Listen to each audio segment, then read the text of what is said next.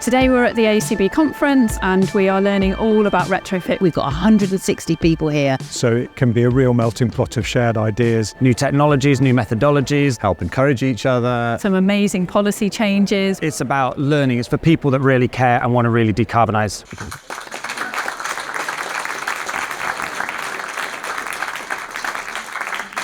So what we're going to do over the next sort of half hour-ish, the session's going to be run by Knowles. He's one of our he's on the board of trustees, so he'd like to just say thank you on behalf of the trustees. I'm sure he'll give you a little thanks on that.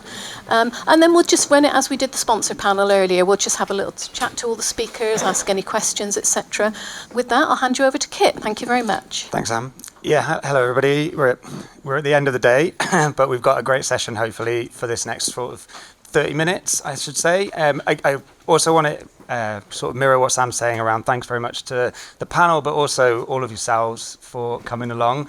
The trustees are very much appreciative of the attendance and the vigorous community that we have around sustainability. And also I think it's possibly worth putting a round of applause together for the staff that have organised this today.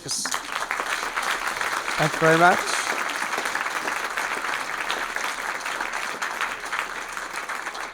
Yeah, great job. Really enjoyed it so far. And on that point, I think I'll start going around the panel. If you can reintroduce yourselves. I know most of us have kind of been in sessions with everybody, but just reintroduce yourselves a little bit about what I think from my point of view, the one thing that you're going to be taking away today, on a 30-second sort of basis. That would be really, really good just to kick things off. And then we'll head over to the audience for questions and hopefully get a nice discussion going. Bill? Can you hear me? Yeah. Wow, that's dropped on me. Okay. I've got to introduce myself. This is Bill, everybody. Right. Yeah, right. Bill Butcher, been around for a bit. We're now 21 degrees up there. Look, don't ask me, but the staff are very happy about it, so that's great. We're now modern, you see. It's comfort. And not green anymore because that's old hat apparently, which is fair enough. The staff are really happy. It's modern. I do mainly teaching with co-action nowadays, both on the designer and the trades course, which has been doing great guns since COVID, and we went online ironically, and big consultancy and grandkids. 2 days contracted. What about today, Bill? What's the takeaway that you've taken from today? Takeaway. It's nice to get together rather than just be on Zoom. Yeah. Really good. To actually see faces and shake hands and hug and kiss. It's lovely. Thanks, Phil. Hi, I'm Diana Waldron. I work with Woodknowledge Wales and I'm the head of the built environment. Woodknowledge Wales links forestry, manufacturing, and construction. So it's trying to think beyond sustainable buildings. How are we going to attain that? How are we going to make them more, better in terms of embodied carbon? So we need to think about where these materials come from. So we need to invest a bit more into that, those economies before they actually get to construction. My takeaway from today. It's just great to see the basic. You're absolutely right. It's so much better to see people face to face. And within my organization, we believe in the power of people, getting people together, especially from different backgrounds, different sectors. We can achieve more that way. And I like to highlight saying that I really like that if you want to go faster, go alone. But if you want to go further, go together. So I think I can see that example here. Yeah, lovely sentiment. Thanks, Jaime. Hi, I'm Jaime Moya. I'm a Chartered Architect at Spring Design. We're a multidisciplinary practice in South Wales, focused primarily on the design of housing in both the social and open market sectors. Certified Passivhaus designer and member of the AECB. My takeaway from today would be much like Diana and Bill. It's about us all getting together. I feel really energised by the event today, by being in the company of so many talented, like-minded people. To sum it up, I am not alone. Absolutely. Hi, I'm Hannah Dixon. I'm an architect, a Passivhaus designer and an AECB certifier. I'm the founder of Progress and Practice, a little tiny architecture practice in Greater Manchester. But we specialise in Passivhaus and low energy projects. And I'm feeling equally inspired from today, particularly, I think, with taking kind of inspiration from Jaime and Jonathan and taking on the AECB standard and actually doing a bit of activism and talking to Kit maybe about it for GMCA to kind of pull their They need to pull their socks up, don't they? Yeah, exactly. Thanks. I'm Tim Martel. I'm AECB staff. I'm a Certification and Standards Program Manager. I'm also the writer of PH Ribbon, if you know about that. And I think my takeaway for today is not only, I mean, it's great to see everyone here, and I echo what everyone's been saying about meeting people in person. It really does make a difference. But I also love actually being here with all this is a great space, and I love being able to walk around and see stuff. And it reminds me I must come here more often. Hi, I'm Jasper Meade, run a company, PYC Construction, and we do off-site timber frame manufacturing, and we also distribute warm cell insulation. Today's been great, listening to talks, seeing everybody, and we've been members of the AECB for close to 30 years now, and what was such a niche little sector of the market, what's fantastic to see now is that we are all growing, we're shouting louder, and it's been heard in more of a mainstream way, which is just fantastic to see. Ed Dymock, architect with BDP in Glasgow, Passivhaus designer, sustainability champion, social mobility champion for our studio. My takeaway is we need to make retrofit cool. We need to find a way of making people come and ask us for their retrofit. And I think the answer to that isn't in this room. I think we need marketing gurus. We need people that are good at selling stuff to help us do that. Rather than us trying to imagine what it is that gets retrofit. People will put a BMW in their driveway, spend 30 grand on a kitchen. We need retrofit added to that list. And I don't know what the answer is, but I think that should be everyone's mission. Sounds like a good first question to be putting over to the audience.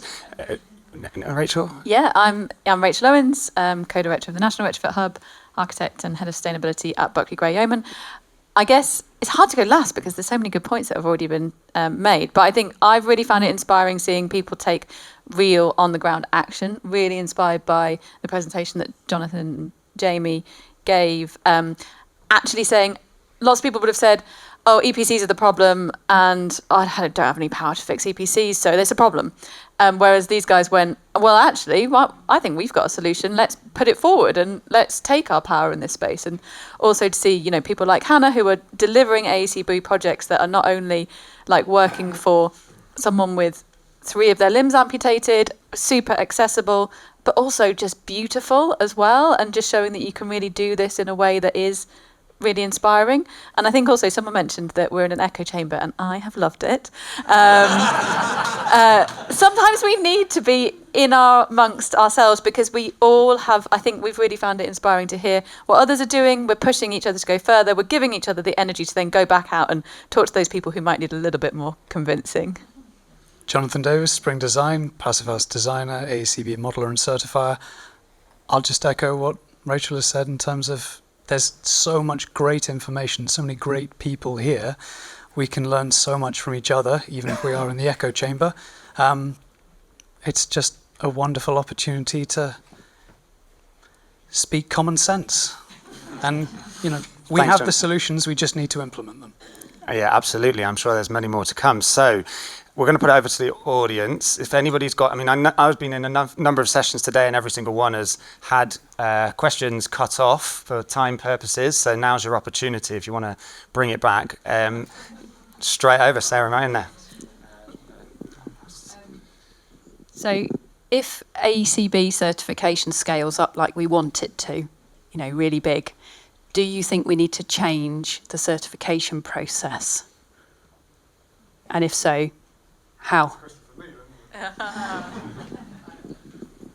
I'm open. Yeah, of course. we may need to change it. We may need to change it. We may need to adapt it because we're probably going to get competition from the national building standard, the net zero carbon building standard, which has just come out. We need to keep up with the times. Yeah. What are you thinking, Sarah? Yeah, if you've got an idea of what to do. Performance gap, quality control, because at the moment it's very much relying on people who really care, and a lot of trust in the system. And I'm just wondering whether we can rely on that going forward. You know, if mainstream get into it. Yeah, the net zero carbon building standard. They are assessing theirs on an actual measured performance, aren't they, over a year? And if we have to do the same to keep up with them, then yeah. But as one of our experts, you'll be recommending what I do anyway. So Echo chamber in action. All right. Should we go on to another question? Yes. So, Chris Twin, thank you for an excellent day across the board. I'm going to be a little bit devil's advocate. It's nice to be in the bubble. I accept that.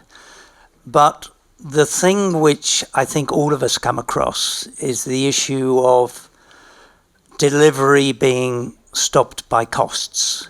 Where are the cost consultants? Where are the people fighting in our corner for the costs who come up with the innovative ways of being able to sell it at different points in the market? So it's a little bit of an open question, but I think there is something missing. Great question. I think life cycle costing is one of those aspects that's growing. It's really complex. It's really tough, and nobody seems to have the answers. We're doing a study with the Retrofit Academy, and I've had several meetings on this, and it is very, very complex. Does anyone want to open on costing? I actually don't know what the answer is to cost, but I just prefer to talk in terms of value. And when we talk about value, we can bring in health, we can bring in all of the things on the spider diagram that Rachael showed the value to society of retrofit. And I think if we move from cost to value, it's an easier sell, actually. We need our clients to move from cost to value, and at the moment we haven't been that successful beyond that. We've been working on some quite large projects, big council housing schemes, and they're coming back and saying that they've got marginal uplift in costs for building to Passivhaus standards and sustainable standards too. So I think that our problem at the moment is the last few years have just been so hectic with costs, prices rising. We haven't got a proper benchmark to go from. So people are saying, well, it's costing me too much. What are they measuring it against? This is a problem. We haven't had anything stable for such a long time. It's so difficult to get a like-for-like comparison. And I think hopefully we'll get into a bit more stability in prices, and then we'll see it isn't actually that much more expensive to build in this way. I would reiterate that and say that actually the issue that we have at the moment is it's about building costs generally. So we're always talking about retrofit being very expensive, but a lot of the time when we do retrofits, we find that the cost of the retrofit is about maybe 50% retrofit measures, 50% other stuff. And I really think that the conversation is not the kind of pinpointing it onto the low energy stuff and the Passivhaus stuff is inaccurate in the way that we describe it, and we should be talking about building costs generally. And maintenance costs. And maintenance. No, building costs. Yeah, but I mean, but the building. Sorry, but I think what you're part of the thing you're saying there may be that in doing the retrofit there is a few necessary maintenance issues that have to be addressed, and maybe that is adding to the cost. Yeah, and that maybe doing a retrofit or not is not really an option, right? So we have to do the retrofits. That's a given. So then we're talking about whether we do it to a decent standard or not. So whether we're building well. So if we're talking about the difference between general building, best practice building, or whether we're taking it to the next level, it's this gulf here that we're talking about, and it's more about quality of building than it is about whether you do it or not. So is it sustainable? Is it about quality? Is the pound being spent on the one or the other? It's unfairly tagged onto sustainability. Exactly. Totally agree. I mean, you talk about maintenance, and there was some what we call the intangibles mentioned over there. The things like health and comfort. You can actually assign monetary figures to those intangibles, and that's why life cycle costing is so important, because you take all of those, the cost of finance, the cost of health, the cost of maintenance, and you can take all of that from the start to finish on individual measures or your full retrofit plan, and then you really get a great picture. But it's so damn complicated, and by the time you finish your plan, nigh on, the tenders go out and you get different figures back for this, and everything starts to, so you can't pin it down. That's all we're finding. I was a retrofit coordinator for 95 projects in London a few years ago, and the budget for that was, it was paid for by Greater London Authority, which is only £5,000. So with £5,000, you can't really do a retrofit. We spent pretty much all the money all the time. Most of it just went to dealing with maintenance issues. These people needed. Didn't have their own funds, so they were the poorest people in society, and it was just maintenance issues. They couldn't afford to change the gutters. They couldn't afford. The boiler was broken. They needed a new boiler. It wasn't about retrofit so much. Retrofit was a luxury. If we could fit it in, quite often it was just maintenance stuff. Yeah, made those buildings stand up and weather tight. Right. And you have to do that. You have to do that before you launch on the retrofit. Otherwise, you're prolonging a problem. For sure.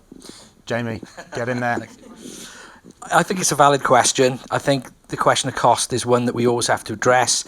It's one that we as architects are really able to answer. And for that reason, I mentioned it this morning, we spent a lot of time as a practice persuading our clients that and our clients are mainly social housing, housing associations, local authorities, and regional and national house builder developers. Persuading them that the CarbonLite standard would be good for them for lots of reasons: the health of their tenants and purchasers, fuel poverty, all the usual stuff. And the question they always asked was, but how much is it going to cost? But they were kind of on board with the idea of doing it, but cost was a barrier. And we had an opportunity on a project, and we suggested to them that, we took a gamble and said, why don't you put this out to tender based on the two specifications? We'll test the market. We'd already spoken to contractors who'd anecdotally, said that they thought it would be cheaper to build to the CarbonLite standard than to EPCA, which is the other regulatory standard we've got to work to in Wales. And we gambled, and luckily we won. They came in significantly cheaper. The costs for CarbonLite came in cheaper on a 35-unit project of houses and flats for a housing association. So I think, we've got to, again, going back to, what we said earlier and what Hannah's just reiterated, we've all got to look for these opportunities to perhaps draw these things out where we can in the process. We didn't get it costed. We didn't get a cost consultant on board. We got the contractors to test it for us as part of the tendering process. Great, thanks, Jaime. So I think we'll probably move on to another question. I think the cost is one of those final technical frontiers, and if anybody wants to kind of really work on that, please get in touch. No, let's go to the other side of the room. Sorry, I'll be in. If we were to have a program called Grand Retrofit, based on grand designs plus a bit of repair cafe emotional blackmail, who should present it?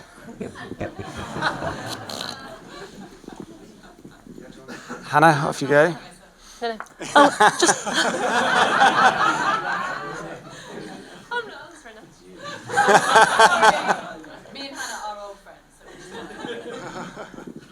Bill.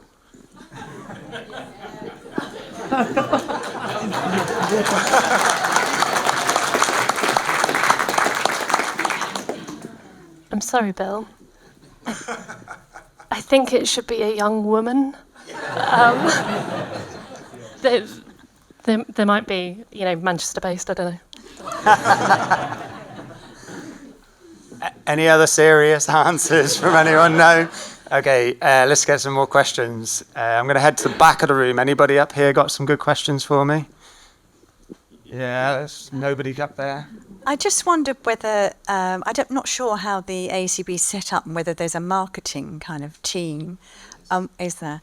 And whether you have really targeted social housing providers and offered them something like, free tickets for today or special events where you go and do CPD events with them to educate them about the standard. I'm sure it's been done, but, it seems to me like they would be a good target because they're looking at costs over time, lowering their maintenance costs, and it's they can't get to Passivhaus standard, then this is... Yeah, points well made. Sam? Hello, sorry, I just jumped in there. Yeah. Yes, we invited local housing associations, we invited local councils, we invited local press, some of which was taking up, not all of it. So unfortunately, not everybody wants to come along, but we did offer. In terms of marketing, funny enough, I was just talking to Adam Harper, another of our trustees, saying that one of our next big pushes for membership recruitment is local authorities. So we've got all these plans in place, but what's the saying about, you can lead a horse to water, But yes, but thank you for bringing it up. But yes, we have those plans in place. Yeah, it's a lot of effort goes into it, for all the staff as well. So you've got to progress bit by bit, one step at a time. Any other questions? Thanks. Yeah, Glyn Woodby from Scott Brownrigg Architects. So a lot of what my practice, or the practice that both myself and Chris work at, a lot of our projects are very large scale, more on the commercial side. So I work on a life sciences team. And trying to get clients to go for a passive house kind of scheme sometimes is quite a hard sell. And a lot of them will just want to go to building regs. But we try to convince them to go to a higher standard. So a lot of what we kind of talk about today is looking at housing. But so many projects now, we don't go for new build. It is all on retrofit, but it's looking at a retrofit standard for the commercial world. And I'm just wondering sort of what everyone's kind of stance is on how do we actually start going to that next level and going on the commercial side, because there is an awful lot of investment on that. Built to the AECB retrofit standard, CarbonLite. And you've got two to choose from. You've got the full retrofit, or you've got the step one if you want to just do a basic thing first of all. But on retrofit, we've got a couple of choices there, and have a look at it, see what you think. The step one is relatively easy, but it's seen as a first step. We don't intend people to stick at step one forever. It's only a first phase, and we'd rather people would go to the full retrofit. It has to be planned there anyway. So the full retrofit, it's significantly easier than Passivhaus to reach, maybe more affordable for your client, see what they think about that. But I advocate Passivhaus as well. Passivhaus is the NFIT standard is really good. It depends on your client. If it's a matter of cost, then it sounds like NFIT may be out of reach, but CarbonLite standard is a very good standard. What I don't understand is when you know how to design well with performance and sustainability, why don't you just do it? Why ask your client, what do you want? Just design it like that? A lot of it is we try to design to the best standards we can, but we do sometimes get quite a lot of pushback from clients. So it's trying to look at, I know a lot sometimes think AECB is more on the housing side. So I think it's whether it's a marketing thing of saying this is not just for housing, it's for all, just to try and push them that little bit further and have it as a trusted approach for the commercial side of things is more what I was kind of thinking of. The commercial market is moving this way. I mean, there are on site now massive amount of housing which is pushing to those standards. The council are doing it, our housing associations are doing it. So it'd be interesting to see how they made their decision to go for it. I mean, don't forget as well, commercial buildings are a lot easier than domestic in a lot of ways. They're very big and they have great form factors. So actually, you would need far less insulation, and air tightness just really becomes the main focus. But again, you've got sort of far fewer stakeholders and more professional teams. Rachael. Yeah, so my practice, Buckley Gray Yeoman, I'm sure we've met before. We work on lots of commercial retrofit projects. AECB is a great standard. We are finding that the uptake we are getting is more with standards like Neighbours, because our clients really care about verified performance. So tapping into that ability to report their Scope 3 emissions. Lots of these big commercial clients have got their own carbon targets, so making it really clear what measures are linked to that performance is really important. I think VE is a massive issue, as particularly in that space. So I think a lot of the time we're needing to protect the measures we're putting in by saying, look, this is specifically linked to a target that we've agreed to and that you've agreed to with your higher board. So if you take this out, you're at a risk of not meeting that. And I think sometimes we're finding that the architects and sustainability consultants are playing that role. But it is difficult on commercial schemes because you can't just, I would almost say the idea that you can just design it really, really well as you can and make it as really high performing as possible when you're working in a team of sometimes 15 different consultants who are all looking at your work. And if you've over designed something to a point, someone is definitely going to notice and try and pull it back. You've got QSs that are trying to strip it to the bare minimum. So it's got to be embedded in the brief, embedded in the budget right from the very beginning, and selling that value of that real performance data and you get what you pay for. And I think that's part of the AECB as well, is, you're achieving the quality that you're paying for. And I think that's a good way of pitching as well. Just before we move on, sorry, quick question on follow-up on that. I mean, obviously, the Neighbours has this ongoing aspect, right? They each year you have to work to maintain and this is, that certification is loved by FM. Have you found that that's a big driver within the commercial environment, the facilities management? I think as well, the facilities management teams are really crucial to getting this right, because commissioning, I think UKGBC did a study that showed that actually a poorly commissioned building could use up to 30% more energy than one that's commissioned well. So by engaging the FM team early, I think that's a really fundamental part. To be honest, most of our Neighbours projects, because it's quite a new certification, are Neighbours Design for Performance, and they will get their in-use certification because we haven't had any that have been completed for a year. So we'll see how it goes. Thank you, Jonathan. And just a tiny addition on the end of that, just highlighting that if you're using something like CarbonLite, then you're inherently using PHPP as your design tool, so you can do cost optimization through the process. And that can be a collaborative process that you undertake with the QS, you undertake with the client, and you can very quickly see the results of cost-driven decisions. So if they do skimp on the insulation, if they do decide to bomb off the nice windows, if they decide the MVHR is too expensive, what does that mean? And then, talking to their FM team, they can probably tell you it's going to get really expensive to run. And that might just help shift the conversation to, it is expensive it might be perceived as more expensive up front. It might also save them an awful lot of money running the building. Yeah, I think a lot of that can be pulled together, from what Jasper's saying around, this concept of good design, just design well. And actually with commercial buildings, we're finding time and time again that just innately where we ended up, I can show that we are actually Passivhaus or AECB certified level. And apart from a few quid on the certification front itself, the building was already there, so actually it's not a big cost. It's not a big leap of faith. You can be, pretty damn close. Shall we take another question? That was a really good one. I enjoyed that one. Yes, I did promise this lady, sorry.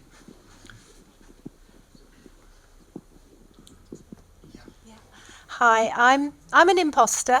I'm a normal person, and I've had... I used to be a vet, but I'm a retired vet. But I've had a wonderful day, and my current day job is trying to communicate the joys of retrofit to normal people, particularly homeowners. And it's very difficult. And what I would urge you all to do is to tell the stories of what you're doing. Ask your homeowners that are happy to tell the stories. You said, how do you get the man with the BMW to come to you? Well, I can tell you exactly, because I know of two exact situations. You make sure that their child gets good education at school. and they come home and tell their dad that he's jolly well going to build a passive house. And that is an absolute true fact, because he didn't need to. He was not he could build whatever he wanted. There was no financial restraints, but he didn't want to until his daughter told him to. One last thing, when you said about having a comedy program or a reality program, absolutely spot on. Try and get improving your homes and building new homes into the soap stories. It's what we need. It's what happened. That's how homosexuality and gay marriage got introduced across. It basically had to be put into the storylines in America, and it had a massive effect. I'm not saying retrofit's as difficult as that. And one last thing is, what I'm spending my days and nights at the moment is organising the next Green Open Homes, which is the opportunity for homeowners to open their doors and explain what they've done. It has great power. So please recommend your clients to do it. Green Open Homes is all over the country. It's a great way of doing it. So thank you. You said at the end, open homes, and what Five Rise have been doing is showing off what they're doing whilst they're doing it to people, and having open doors as a builder. We don't do it enough as a company, but if you're showing it as it's happening, then people can get buy into it and get quite excited by it. So it is important for us to show off, tell people about it. There are local groups that do that. In fact, our local group, we used to do that in Stroud. We've had open homes that were jointly run between Tradition Stroud and the AECB for a little while. Haven't had any recently. It would be nice to restart them again, yeah. Sorry to drag it back to cost again. Obviously, scale is the answer to why it costs so much to do retrofit. And the more, if you look at PV, the cost of PV, how that was incentivised in the beginning, the scale now has changed the prices of those dramatically.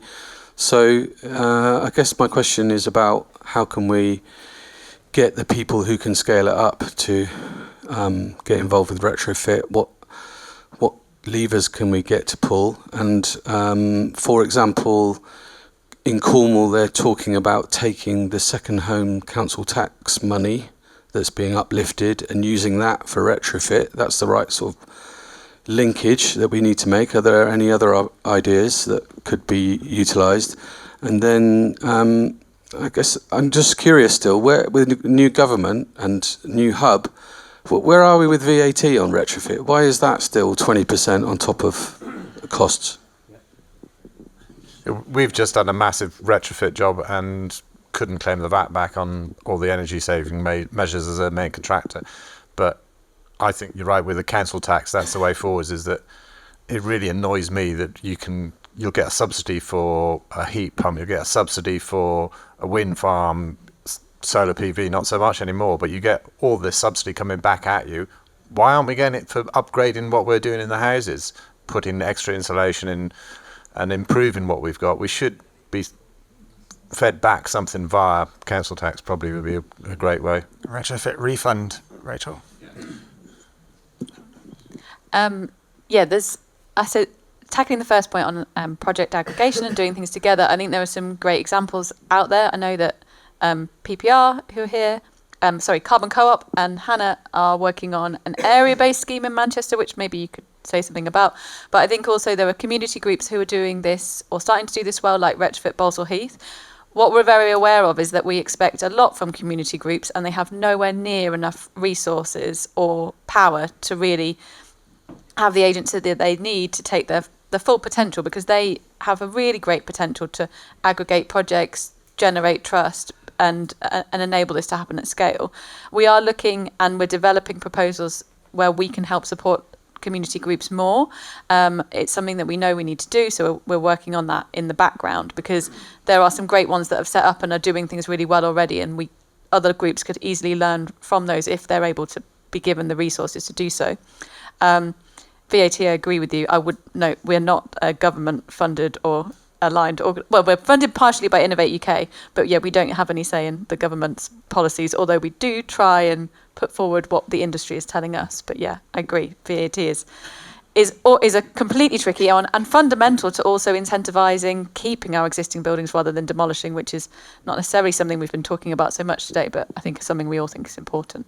But yeah, I don't know. Did you want to give? We've got probably one more question after this, and that will be our lot. So maybe if I could just address both points as well. So the VAT point is obviously just ludicrous. The current situation. A lot of people seem to think that retrofit's already zero rated, and a lot of people think that it's absolutely not. And my experience is something in the middle. The project that we're working on with Carbon Co-op is it's an area-based scheme in Levenshulme. It's 5 households. They're funded. They're either grant funded through. I feel like Marianne, I can't see her anymore. She's gone. She would be able to give you a really good explanation about where that comes from. But it's through kind of historic grant funding from Bays, I think.